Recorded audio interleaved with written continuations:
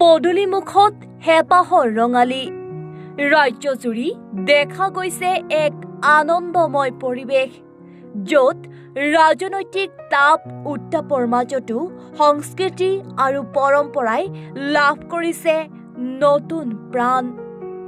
বহাগৰ আগজাননী পাই ইতিমধ্যেই গাঁও চহৰৰ প্ৰতিটো প্ৰান্ততেই আনন্দ উল্লাস। ঢোলৰ চেৱে চেৱে পেপাৰ সুৰত সুৰ মিলাই প্ৰশিক্ষণ লৈ আছে নৱ প্ৰজন্মই। বিহু নাচ ঢোলবাদনৰ অনুশীলন সকলো মিলি যেন উৎসৱৰ পূৰ্ব সূচনা।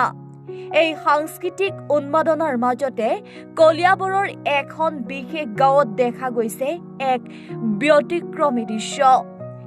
শিপিনী গাঁও বুলি জনাজাত এই গাঁওখনত এতিয়া ব্যস্ততাৰ এক জীৱন্ত প্ৰতিচ্ছবি।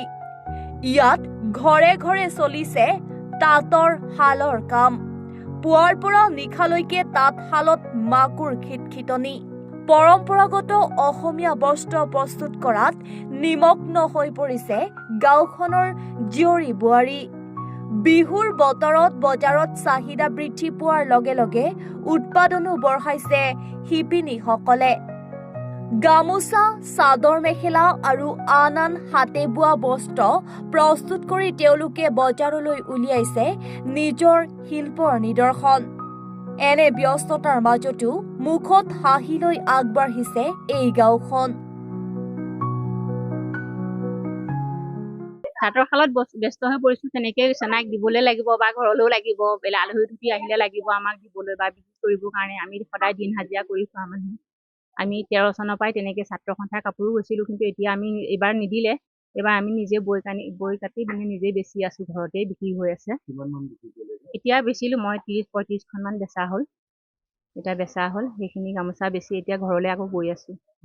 মানে দেখিব পোৱা যায় মেচিনৰ বহুতখিনি গামোচা বাহিৰৰ পৰা আহে।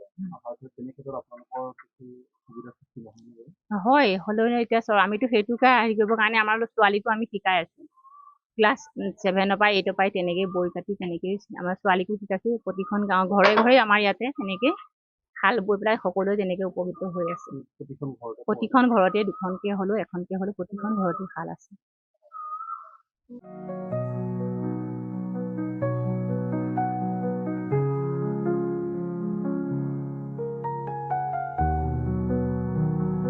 কলিয়াবৰৰ পৰা পাৰ্থপ্ৰতিম হাজৰিকাৰ ৰিপৰ্ট, এনি ভাৰত 24।